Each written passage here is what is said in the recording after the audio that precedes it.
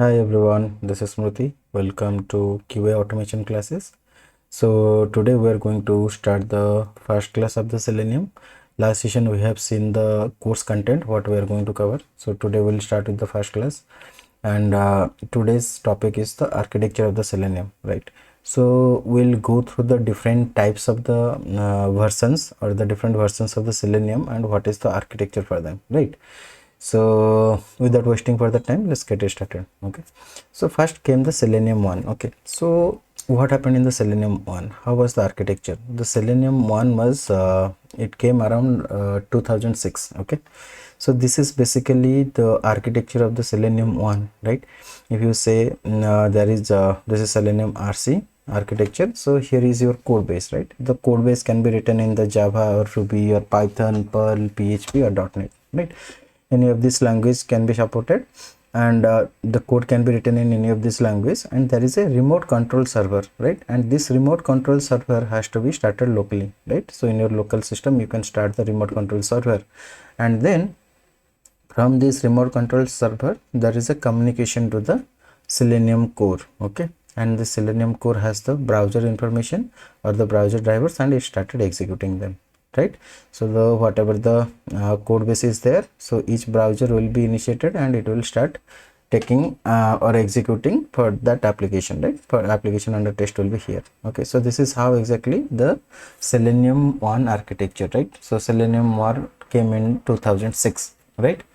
And basically we have a remote control server which had to be started locally, and we have the Selenium core that is going to execute the application. That's what is the Selenium 1 architecture. Okay, so then in Selenium 2 that came in the July 2011. Okay, so in Selenium 2 what happened, they have added the native support for the Firefox browser. Okay, so how the architecture changed now, right? If we go to the Selenium 2 architecture, we can see this is the client and this is the server. Okay, and in between client server the communication happens through the JSON wire protocol over HTTP. Okay, so Selenium client and WebDriver language binding. So we have Java, C#, Python, Ruby, JavaScript, right? These are the languages that is supported by the Selenium, and then these languages, right, or this client, whatever client whatever the code is there, right, that is called as the client,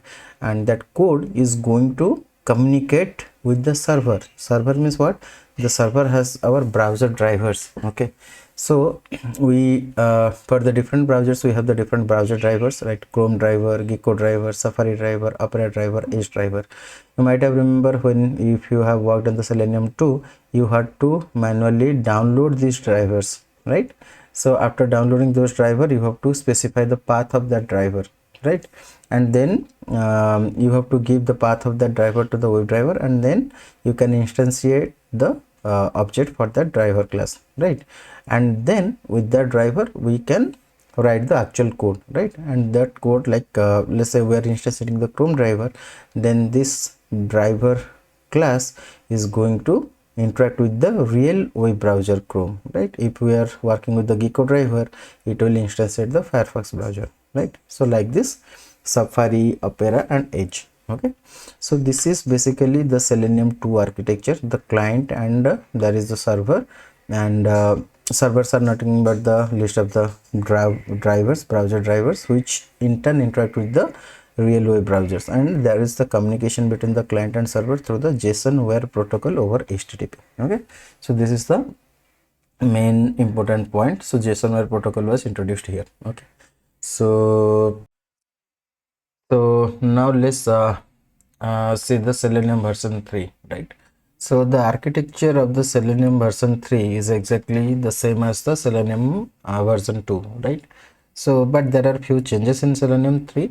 So in the Selenium 3, like we have the, like in Selenium 2 how we had the Selenium client and driver language binding, these are the different languages that is supported by Selenium, and then those things goes to the JSON wire protocol over HTTP. Those are encoded and goes to the JSON wire protocol over HTTP, and then JSON wire protocol decodes it and sends it to the respective browser driver, right? And then that browser driver is responsible for instantiating that web browser and executing the code. This is what happened in the Selenium 2. Selenium 3 exactly same, there is no change, but one thing happened, the native support for the Firefox was dropped. Okay, and and drivers, right, these browser drivers now has to be given by the respective browser companies, right? The Chrome browser company has to provide the Chrome driver, right?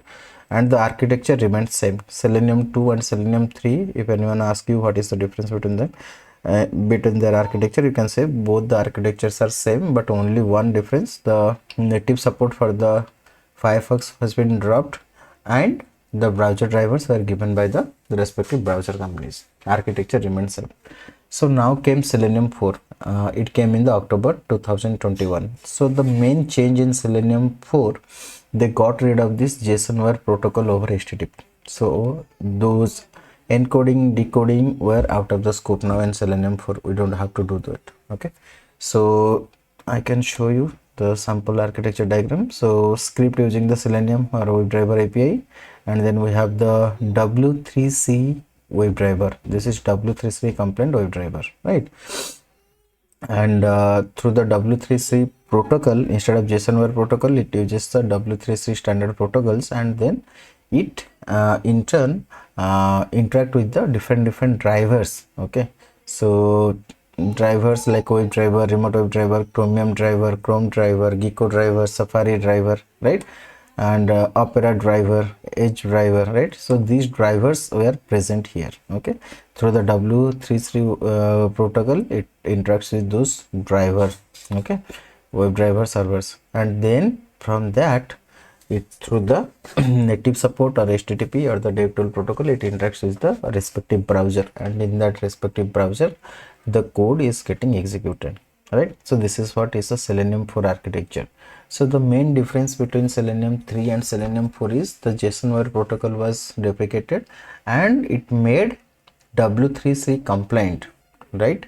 And and Selenium language directly sends the request to the browser driver, and the drivers directly execute them in the real browser. So no more JSON wire protocol was needed. Okay, and due to this W3 compliance, code started to run in all the browsers, right? And the browser related issues were resolved as the drivers were provided by the respective browser vendors, right?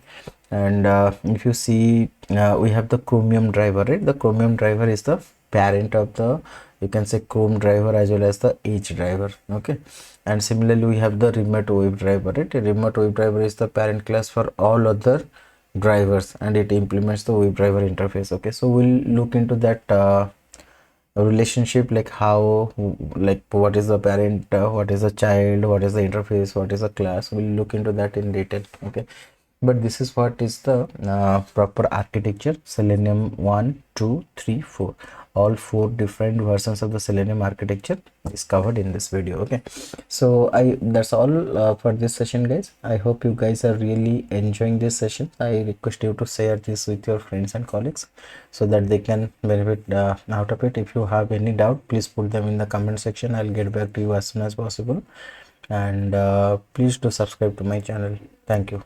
Bye bye.